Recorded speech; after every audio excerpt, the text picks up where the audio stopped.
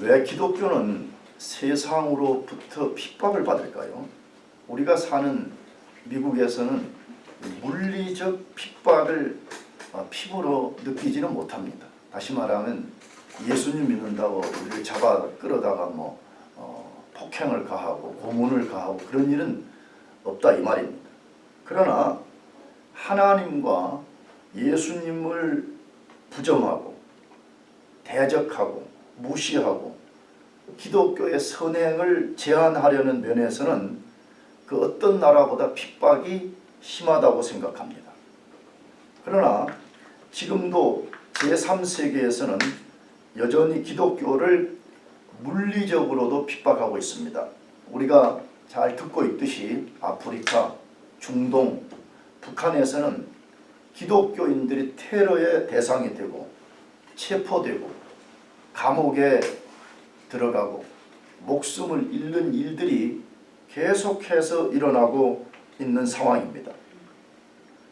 객관적으로 볼 때 기독교는 국가와 가정과 개인에게 피해를 주지 않고 굉장한 유익을 주고 있습니다. 그럼에도 불구하고 왜 세상은 기독교를 혐오하고 배척하고 핍박할까요? 왜 그럴까요? 왜 객관적으로 봐도 기독교가 세상에 많은 유익을 주잖아요. 근데 왜 세상은 기독교를 핍박하냐는 거예요. 나가서 우리는 이런 세상에 대해서 어떤 태도를 가져야 되냐는 거예요. 우리가 세상에 잘못이 없음에도 불구하고 우리를 핍박하는 이 세상에 대해서 어떤 태도를 가지고 살아야 되는가 하는 것입니다. 오늘 본문에서 예수님이 그것을 아주 분명하게 알려주고 있습니다. 우리가 최근에 읽고 있는 이 마태복음 10장의 구성을 보면 예수님이 제일 먼저 12제자를 부르셨습니다. 그리고 그들에게 권능을 주셨습니다. 그리고 너희들이 어떻게 사역할 것인지에 대한 사역 원리를 말씀하셨습니다. 그런 후에 오늘 본문에 보면 너희들이 사역을 나아갈 때 굉장한 어려움을 만날 것이라고 말씀을 하셨습니다. 어떤 어려움을 만난다고 말씀하셨습니까? 제자들이 예수님으로부터 파송을 받고 세상에서 사역을 하게 될 때에 첫째로는 같은 동족인 유대인들로부터 공회에 넘겨지고 해당에 넘겨져서 책직에 맡게 되는 핍박을 당할 것이라고 말씀했습니다. 크게 두 번째로는 이방인들인 로마의 총독과 임금들 앞에 끌려가서 혹독한 신문을 받을 것이라고 말씀하셨습니다. 성경을 보면 예수님이 십자가 고난을 받으시기 전까지는 제자들이 큰 핍박을 받았다는 기록은 없습니다. 그러나 사도행전을 읽어보면 그때부터 제자들은 엄청난 핍박을 받았고 우리가 알듯이 요한 사도를 제외하고는 나머지 11명의 사도들이 다 순교자가 되었다고 소개하고 있습니다. 뭘 우리에게 보여주고 있어요? 1세기 그 예수님 시대와 사도들의 시대와 사도들 이후의 시대 1세기는 핍박이 일상화된 시대였다는 것입니다. 그러니까 우리 시대는 아마 상상이 안 되는 것 같아요. 왜냐하면 우리는 너무 편안한 시대에 살고 있기 때문에. 그런데 성경과 기독교 역사를 보면 1세기는 핍박이 뭐된 시대였다고요? 일상화된 시대였어요. 핍박을 피하고 살 수 없는 시대였다 그 말입니다.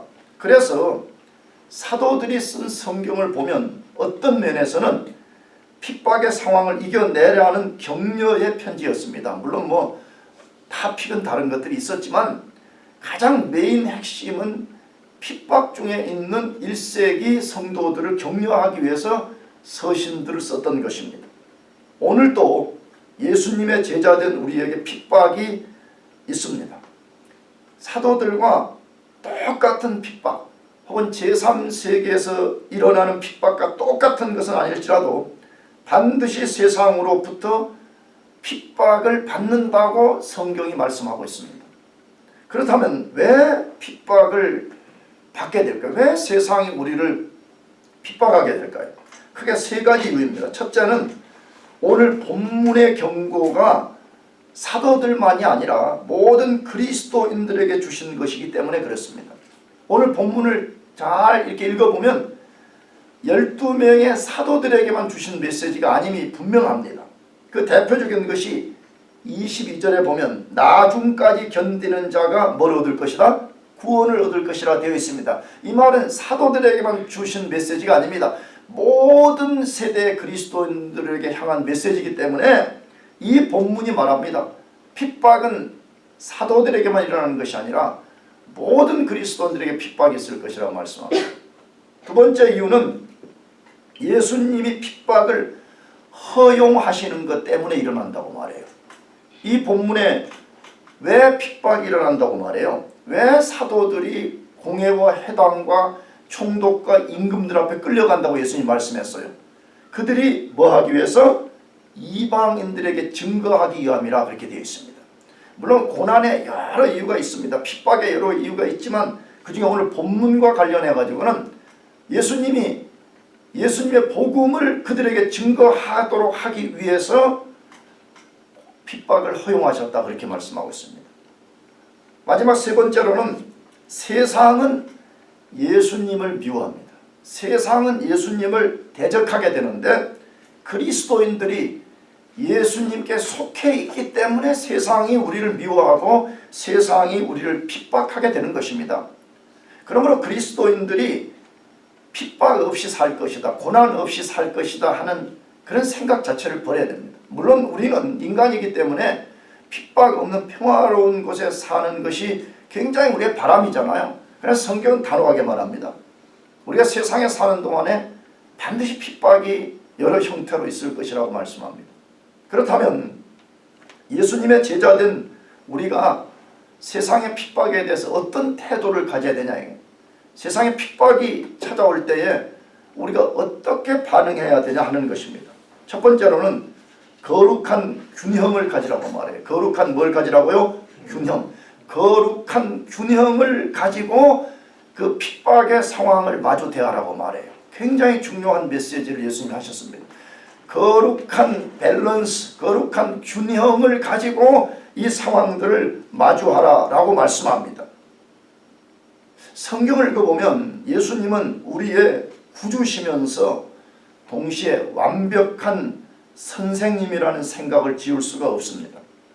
그 이유는 최근에 우리가 읽고 있는 이 마태복음 10장 전후에 예수님이 제자들을 다루시는 모습 때문에도 그렇습니다. 예수님은 제자들을 파송할 때 한 번도 막무가내로 나가라고 하지 않으셨습니다. 제가 지난주에도 말씀드렸습니다. 그냥 한번 나가봐, 이런 식으로 호기를 부리지 않으셨습니다. 어떻게 내보내셨죠? 어떤 원리로 사역할 것인지, 혹은 사역에 필요한 권능을 다 주시고, 그리고 오늘 본문에 보면 너희들이 이런 권능을 가지고 사역을 나가지만 너희들이 이러이러한 상황을 만나게 될 것이다.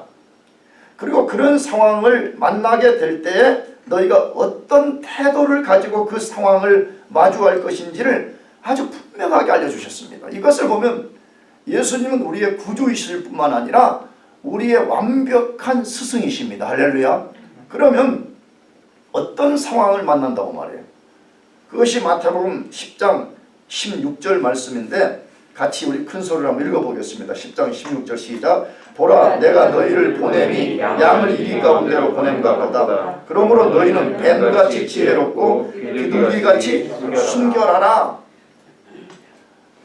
어떤 상황을 만날 것인지를 정확하게 말씀했고, 그 다음에 그 상황에서 우리가 어떻게 반응해야 될 것인지를 정확하게 말씀했습니다. 어떤 상황 만난다고 말해요? 보라, 내가 너희를 보냄이 양을 어디 가운데? 이리 가운데 보냄 같도다 라고 말씀했습니다. 이것이 얼마나 위험한 상황이 될 것인지는 다른 설명이 필요 없는 비유입니다. 그렇잖아요. 자기 스스로를 지킬 수 없는 그 순한 양이 그 무서운 이리의 때 한가운데 떨어지는 상황을 상상해 보시기 바랍니다. 제자들이 오늘 그리스도인들이 이 세상에서 그러한 상황에 처한다고 말씀하고 있습니다. 양은 그리스도인이고 이리는 세상의 모든 사람들을 지칭하는 것이기 때문에 그렇습니다. 특별히 이 이리들 속에 누가 포함되어 있냐고 누가복음을 읽어보게 되면 거짓 종교 지도자들입니다. 그리고 확대된 이야기는 사악한 정치인들까지 포함되어 있습니다. 그러니까 한마디로 말하면 온 세상 사람들이 다 그리스도인들을 공격하는 사람들이지만 그 가운데 특별히 거짓 종교 지도자, 사악한 정치인들이 그리스도인들을 공격하는 대상들이라고 말씀하고 있습니다. 그러면 왜 세상은 그리스도인들에 대해서 굶주린 이리와 같을까요? 그리스도인들이 착하지 않아서가 아닙니다. 물론 착하지 않은 그리스도인들이 있다는 것을 우리가 잘 알고 있습니다. 상당히 많은 그리스도인들 중에서 자기들의 죄 때문에 굶주린 이리 때를 부르는 경우들이 있는 것을 알고 있습니다. 그래서 베드로 사도도 베드로서에서 뭐라고 말해요? 우리의 잘못으로 고난을 일으키지 말아라 라고 분명하게 말씀하고 있잖아요. 근데 우리 주변에는 자기들의 죄 때문에 고난을 불러일으키는 사람들이 굉장히 많습니다. 혹은 자기들의 죄 때문에 세상으로부터 핍박을 당하는 경우들이 많이 있습니다. 그러나 지금 우리가 말하고자 하는 그리스도인들은 그런 그리스도인들을 말하는 것이 아닙니다. 예수님의 제자로 살아보겠다고 몸부림을 치는 사람들을 왜 세상은 핍박하냐 이거예요. 왜 착하게 살아보려고, 왜 세상에 선한 것을 남기려고 애쓰는 그리스도인들을 핍박하냐 하는 것입니다. 가장 근본적인 이유는 앞에서 언급한 대로 세상이 예수님을 미워하고 제자들이 예수님께 속해 있기 때문에 그렇습니다. 이것이 성경이 말하는 가장 중요한 일입니다. 다시, 세상은 누구를 미워한다고요? 예수님을 미워해요. 그리스도의 제자들은 예수님께 속해 있기 때문에 세상이 본성적으로 그리스도인들을 꼴보기 싫어한다 이 말입니다. 그것을 예수님이 요한복음 15장 18절에서 20절에서 아주 분명하게 말씀했습니다. 요한복음 15장 18절에서 20절까지를 같이 읽어보십시다. 매우 중요한 성경 구절입니다. 같이 읽어볼까요? 그 시작. 세상이 너희를 미워하면 너희보다 먼저 나를 미워한 줄 알라. 너희가 세상에 속하였으면 세상이 자기의 것을 사랑할 것이나 너희는 세상에 속한 자가 아니요 도리어 내가 너희를 세상에서 택하였기 때문에 세상이 너희를 미워하느니라. 내가 너희에게 종이 주인보다 더 크지 못하다 하는 말을 기억하라. 사람들이 나를 박해하였으니 너희도 박해할 것이요 내 말을 지켰은즉 너희 말도 지킬 것이라. 세상이 왜 그리스도인들을 미워하고 핍박하는지에 대한 분명한 구절입니다. 만일에 여러분과 저가 세상에 사는데 세상으로부터 어떤 미움도 핍박도 받지 않는다면 우리는 진짜 그리스도에게 속해 있는가를 점검해 봐야 됩니다. 왜? 예수님이 그렇게 말씀했잖아요. 세상이 우리를 미워하는 것은 너희가 세상에 속하지 않았기 때문에 미워한다고 말하잖아요. 그러므로 우리가 그리스도께 속한 사람이라면 반드시 어떤 유형이 되든지 세상으로부터 핍박과 미움을 받게 된다는 것입니다. 그러면 좀 더 나가서 왜 세상은 예수님을 그렇게 미워할까요? 왜 세상이 예수님을 미워하는 거예요? 우리가 알지만 예수님에 대해 깊이 몰라도 그냥 객관적으로 봐도 예수님은 선한 분이시잖아요. 아멘이죠. 아멘. 근데 왜 예수님을 그토록 미워하냐 이거예요. 굉장히 많은 이유가 있습니다. 그 첫 번째로는 예수님이 하나님의 아들인 것을 받아들이기 싫어서 그런 것입니다. 하나님의 아들이라는 것을 받아들이게 되면 곧 그 말은 누구를 인정해야 된다는 말이에요? 하나님을 인정해야 된다는 말인데 하나님 인정하기가 싫은 거예요. 자기가 하나님 노릇하고 싶은데 또 다른 누군가가 하나님이 된다는 것을 받아들이기 싫어서 그런 것입니다. 두 번째로는 예수님이 인간들의 구주시라는 것을 받아들이기 싫은 거예요. 예수님을 통해서만 구원을 받을 수 있고 나가서 예수님이 만물의 주라는 것을 도저히 인간들은 받아들이기 싫은 거예요. 솔직히 그러잖아요. 여러분과 저는 예수님이 우리의 구주시라는 게 너무 기쁘고 감사하죠. 할렐루야. 네. 그런데 세상 사람들은 이것이 싫은 거예요. 예수님이 자신의 구주라는 것, 세이비어도 싫지만 나의 주다, 마이 로드, 그거 도저히 받아들일 수 없다 이겁니다. 나가서 자기들의 죄를 드러내는 것이 싫은 것입니다. 예수님이 이 세상에 오신 부정적인 목적은 뭐예요?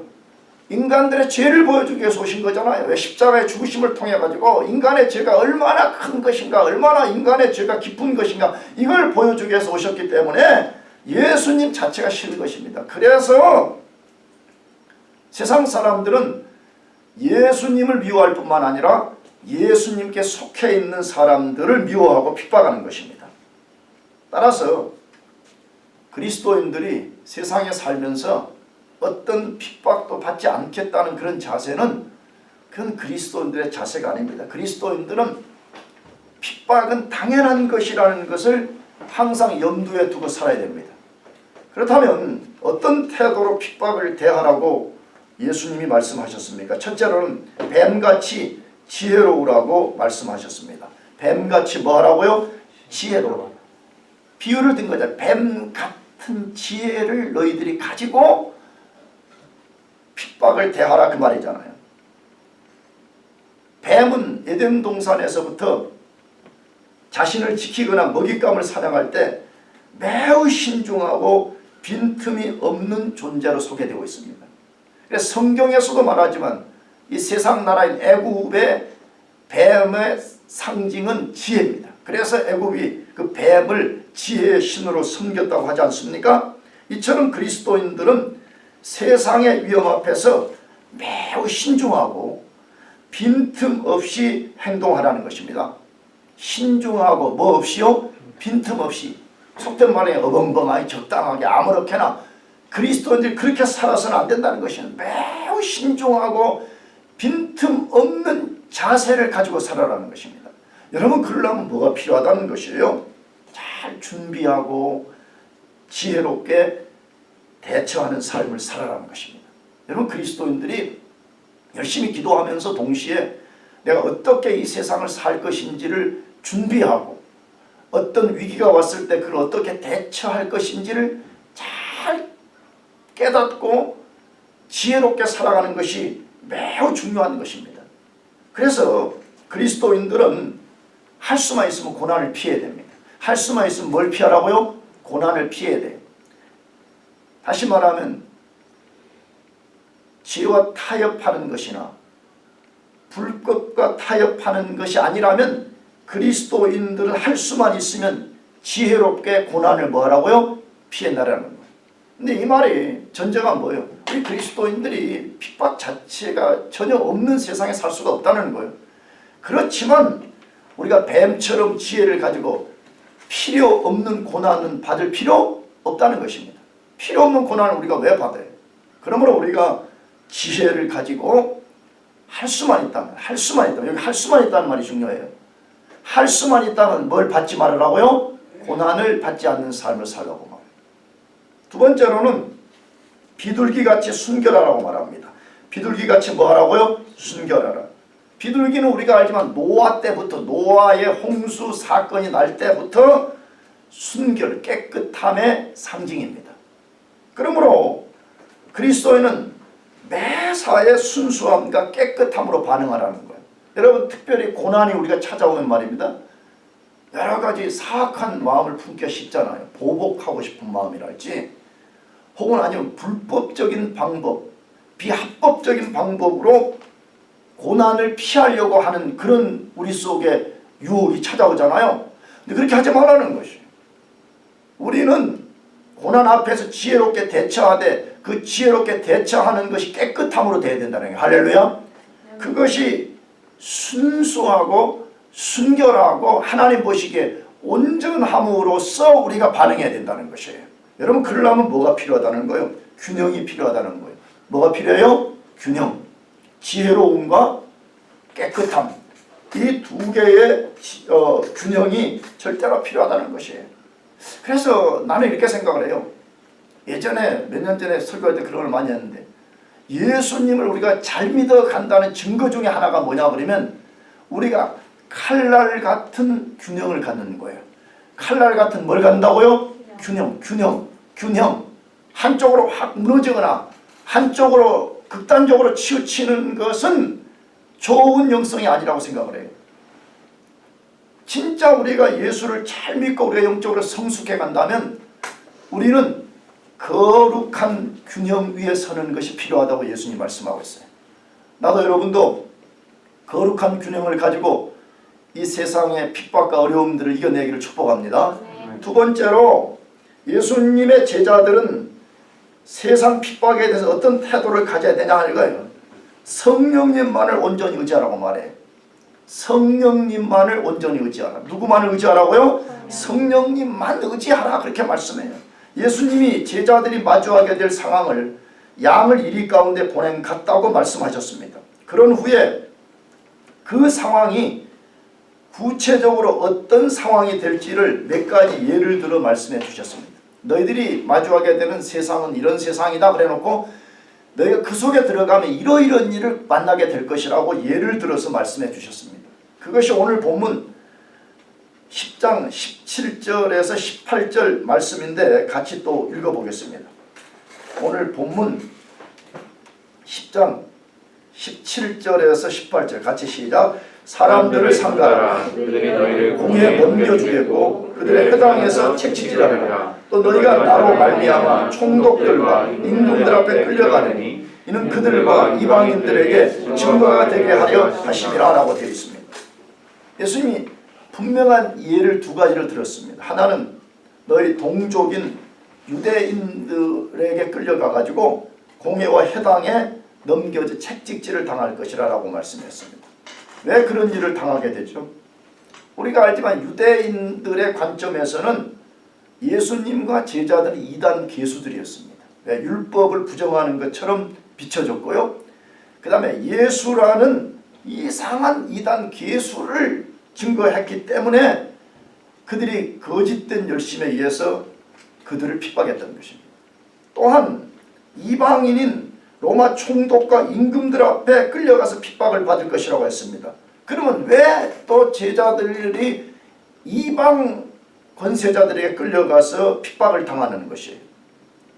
제자들 당시에는 우리가 알지만 주로 유대인들의 고발 때문에 그런 일이 발생했습니다. 유대인들이 거짓된 고발을 한 거잖아요. 저 그리스도인들, 예수의 제자들이라는 인간들이 이 사회를 혼란시키고 로마를 전복하려고 한다. 이런 거짓된 고발을 하게 된 거잖아요.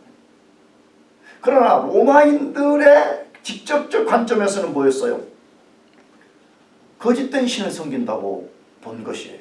왜? 로마인들은 로마의 황제를 신으로 섬겼고 수많은 국가신들을 섬겼는데 유대인들이 예수, 하나님 외에는 다른 신이 없다라고 말하는 것 때문에 견딜 수가 없어서 제자들을 끌어다가 핍박을 가했던 것입니다.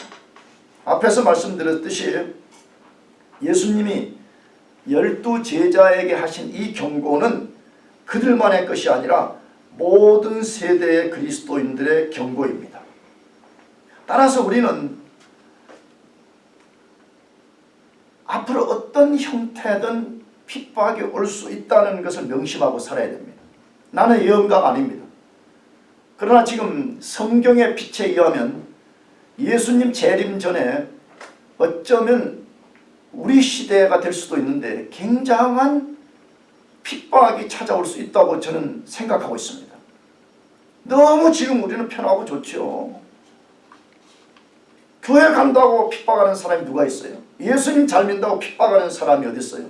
그러나 이것은 무슨 예언도 아니고 이 시골교회 목사의 생각인데 지금 세계가 돌아가는 것을 보면 언젠가는 우리 그리스도인들 앞에 정말 감당할 수 없는 그런 핍박이 찾아올 것 같다는 생각을 하고 있습니다.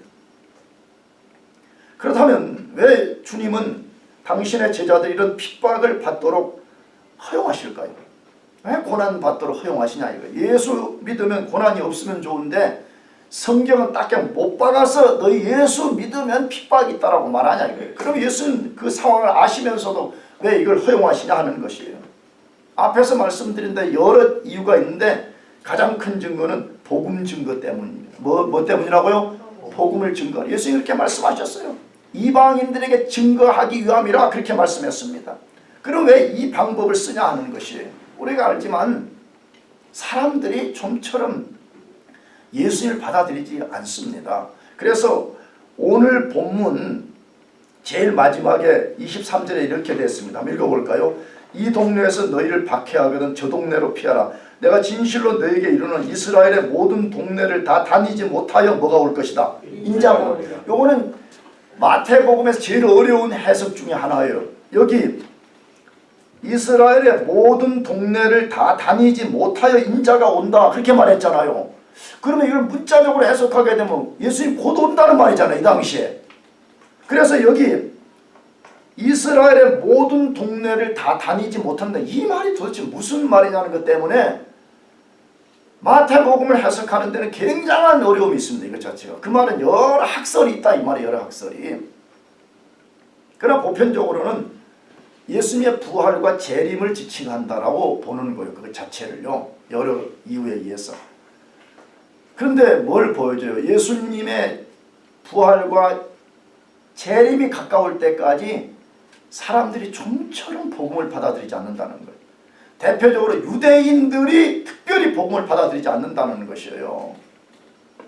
그렇기 때문에 예수님께서 이 복음을 세상 속에 침투시키는 방법 중에 하나가 뭐냐 그러면 당신의 제자들이 고난을 받게 허용하신다는 거예요.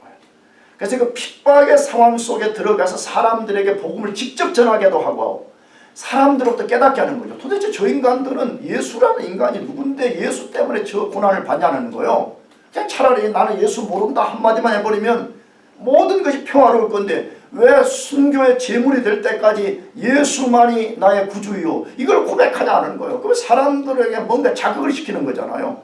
그러니까 다양한 방법을 통해 가지고 복음을 증거케 하라는 것이 예수님의 목적이라는 거예요.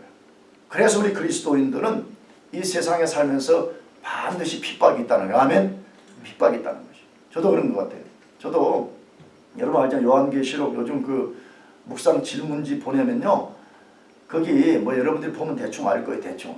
내가 의도적으로 보내는 사람들도 있어요. 왜냐 그러면 끝까지 여기 있으면서도 예수님을 끝까지 자신의 구주로 받아들이지 않고 또 내가 아는 무슨 사람들 중에서도 예수님을 믿기를 끝까지 저항하는 사람들에게 내가 일부러 그것을 증거하기 위해서 보내는 것이 증거하기 위해서.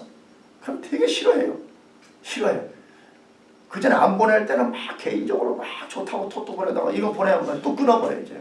계속 보낸다 이거지.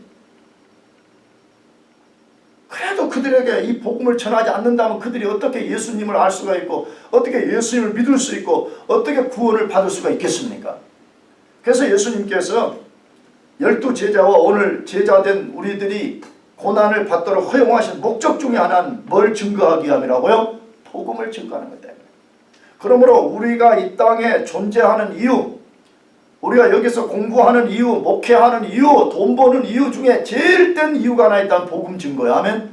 그것이 말로 하든지 아니면 우리의 삶을 통해서 우리가 증거해야 된다는 것이. 그러나 예수님은 그런 상황을 만날지라도 염려하지 말라고 말해요. 두려워하지 말라고 말씀합니다. 왜 우리가 그런 핍박의 상황을 만나도 염려와 두려워하지 말라고 말씀해요. 그것을 마태복음 10장 19절에서 20절로 말씀하는데 같이 읽어보겠습니다. 시작. 너희를 넘겨줄 때 너는 무엇을 말할까 염려하지 말라. 그때 너희에게 할 말을 주시니 말하는 이는 너희가 아니라 너희 속에서 말씀하시는 이 곧 너희의 아버지의 성령이시니라. 할렐루야. 여러분 진짜 얼마나 겁나는 상황이에요. 우리야 뭐 핍박받지 않는 상황 속에서 핍박을 상상하니까 뭐 별로 피부로 못 느끼는데 내가 만일에 로마 시대 상황에서 진짜 끌려가서 그 형장에 이슬이 되는 상황 앞에 놓였다고 해서 얼마나 두렵겠어요. 그렇잖아요. 그런데 그 상황에서 예수님 두려워하지 말라고 말해요. 왜 두려워하지 말라고 말씀하냐 그러면 너희 속에서 말씀하시는 자 곧 아버지에 누가 있다고요? 성령이 있다고 말해요. 물론 아직 예수님 말씀하실 때는 보혜사 성령이 공식적으로 오신 것은 아니잖아요. 오순절 성령 강림 사건 이후에 공식적으로 이 땅에 오셨는데, 그러나 예수님께서 요한복음에서 계속해서 성령 보혜사 영이 오시면 어떤 일을 하실 것인가를 알려주셨잖아요. 그것을 예수님이 약속하시면서 너희가 어떤 상황에 떨어져서 어려움을 받을지라도 혹은 무슨 말을 해야 될지 염려스러운 상황에서도 보혜사 성령께서 너희들에게 말씀할 것을 주신다는 거예요. 그것이 어떻게 소개되고 있어요? 요한복음 14장, 우리가 잘 아는 구절이죠.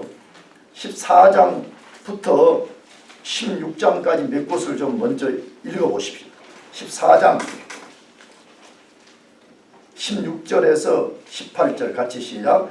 내가 아버지께 구하겠으니 그가 또 다른 보혜사를 너희에게 주사 영원토록 너희와 함께 있게 하리니 그는 진리의 영이라. 세상은 능히 그를 받지 못하나니 이는 그를 보지도 못하고 알지도 못함이라. 그러나 너희는 그를 아나니 그는 너희와 함께 거하시며 또 너희 속에 계시겠습니다. 내가 너희를 고아와 같이 버려두지 아니하고 너희에게 오리라. 할렐루야. 또 우리 26절을 읽어봅시다. 26절 같이 시작. 보혜사 곧 아버지께서 내 이름으로 보내실 성령 그가 너희에게 모든 것을 가르치고 내가 너희에게 말한 모든 것을 생각나게 하리라. 아멘. 또 마지막으로 우리가 16장 12절에서 15절 이 세 가지가 요한복음에서 가장 중요한 성령에 대한 말씀이잖아요. 요한복음 16장 12절에서 15절 같이 시작. 내가 아직도 너희에게 이를 것이 많으나 지금은 너희가 감당하지 못하리라. 그러나 진리의 성령이 오시면 그가 너희를 모든 진리 가운데로 인도하시니 그가 스스로 말하지 않고 오직 들은 것을 말하며 장래일을 너희에게 알리시라. 그가 내 영광을 나타내니 내 것을 가지고 너희에게 알리시겠으니라.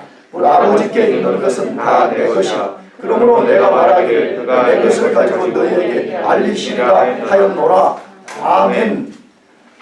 여러분, 이 읽은 이 말씀의 논리가 뭐예요? 물론 짧은 시간에 확 읽어서 여러분들이 집중하기 어려웠지만 방금 읽은 이 말씀에는 어떤 논리가 있어요. 무슨 논리예요? 예수님이 성령님을 보내실 것이란 첫 번째 논리예요. 두 번째로는 그 성령님이 예수님을 믿는 사람 속에 임하실 것이라고 말씀해요. 그리고 세 번째 논리는 뭐예요? 그 사람들 속에 임한 성령님이 우리가 증거할 어떤 말씀을 생각나게 해주신다고 말씀해요. 다른 말로 뭐죠? 우리 삶을 인도해 주신다는 거예요. 할렐루야. 아멘. 여러분, 지금은 성령의 시대입니다. 정확하게 물론 성부, 성자, 성령이 역사하지만 오늘 이 기독교 역사를 주도하는 분은 성령 하나님이십니다. 성령님은 2000년 전에 예수님의 십자가의 죽음과 부활의 구속 사건이 우리 각자의 것이 되게 하셨을 뿐만 아니라 지금도 우리 속에서 역사하고 계시는 영이십니다. 아멘. 그러므로 우리의 문제는 핍박이 문제가 아니에요. 내가 보기에는 우리 그리스도인들의 진짜 세상을 대하는 문제는 핍박이 아니라 성령을 인정하지 않는 것이에요. 성령을 의지하지 않는 것이에요. 안타까운 현실이죠. 왜? 예수님과 똑같은 보혜사이신 성령을 우리에게 보내서 그 성령이 지금 우리 속에서 예수님 노릇을 해주고 계시는데, 역할을 해주고 계시는데 우리가 그 성령을 인정하지 않을 뿐만 아니라 그 성령을 의지하지 않는다는 것이에요. 만일에 우리가 우리 안에 임하신 성령을 인정하고 의지하게 된다면 우리가 어떤 위험도 어떤 핍박도 크게 두려워할 필요가 없다는 것이에요. 왜? 그 상황에서 성령님이 분명히 우리에게 말씀해 주실 것이고 우리의 갈 길을 인도하실 것이기 때문에 그렇습니다. 그러므로 저와 여러분도 성령을 인정하는 삶을 삽시다. 성령을 의지하는 삶을 살아봅시다. 성령이 우리 삶을 어떻게 이끄시는지를 우리가 성령의 주권 앞에 우리 자신을 복종하는 삶을 살아보십시다. 아멘. 진짜 성령님이 그렇게 하시는지 안 하시는지를 우리가 보자는 것이에요. 시험해 보자는 거예요. 좋은 의미로. 그런데 저 자신을 포함해서 오늘 많은 경우에 우리가 교회 와서는 믿는다고 그렇게 말하지만 교회 떠나면 내 방식대로, 내 지혜대로, 내 능력대로 살라고 우리가 하잖아요. 그러니까 성령의 역사를 경험하지 못한다는 것이에요. 그래서 예수님 말씀합니다. 피할 수 없는 핍박이지만 그 속에서 절대 두려워할 필요가 없는 것은 성령이 우리와 함께 하시면서 말씀해 주실 것이라는 거예요. 여러분 그것을 믿으시길 바랍니다. 마지막 세 번째로 그리스도의 제자들은 이 세상 핍박을 어떻게 대해야 되냐 하는 것이에요. 신앙을 포기하지 말고 끝까지 인내하라고 말합니다. 아무리 어려움이 찾아와도 포기하지 말고 끝까지 뭐 하라고요? 인내하라. 인내하라. 예수님은 제자의 삶이 편안할 것이라고 단 한 번도 말씀하신 적이 없었습니다. 그럼에도 오늘 많은 교회들이 번영신학에 근거해가지고 예수님을 잘 믿으면 어떤 고난과 질병도 없이 하는 일마다 형통할 것이라고 말하고 있습니다.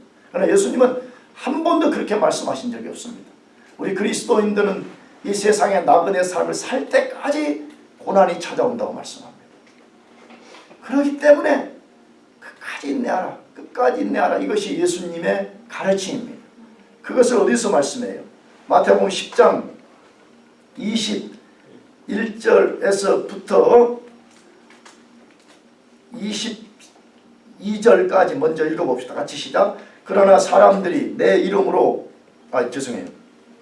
요한복음 읽어버렸네. 어떤 10장 21절에서 22절 두 절을 읽고 시작. 장차 형제가 형제를 아버지가 자식을 죽는 데 내어주며 자식들이 부모를 대적하여 죽게 하리라. 또 너희가 내 이름으로 말미암아 모든 사람에게 미움을 받을 것이나 끝까지 견디는 자는 구원을 얻으리라. 할렐루야. 어떤 어려움들을 당하게 될 것인지를 구체적으로 말씀했습니다. 우리 삶의 가장 중요한 가족들 안에 어떤 붕괴가 일어난다고 말해. 무엇 때문에? 복음 때문에. 복음을 믿는 가족과 믿지 않는 가족 때문에 가족들 안에 어떤 아픔이 있을 것이라고 말해. 나가서 우리 그리스도인들은 모든 사람들로부터 뭘 받는다 그랬어요? 미움을 받는다고 분명히 말씀했어요. 이것이 우리 그리스도인들의 처한 현실입니다. 그런데 예수님이 이런 상황에서 우리 보고 뭐 하라고 말씀하셨어요? 끝까지 뭐 하라고요? 끝까지 견디라. 그러면 너희가 구원을 받을 것이라 라고 말씀합니다. 여러분 그리스도인들의 최고의 덕목 중에 하나는 끝까지 인내하는 것입니다. 인내는 믿음의 또 다른 표현이라고 저는 생각을 해요. 믿음이 있는 사람만이 인내할 수가 있습니다. 인내하는 사람만이 믿음의 열매를 경험할 수가 있습니다. 분명히 여러분도 저도 크고 작은 어려움들이 있으리라고 생각이 됩니다. 그러나 끝까지 견디고 인내해서 여러분들이 진짜 그리스도의 제자라는 것을 증명해내시고요. 여러분 삶에 인내로 말미암는 풍성한 열매가 맺혀지길 바랍니다. 기도하겠습니다.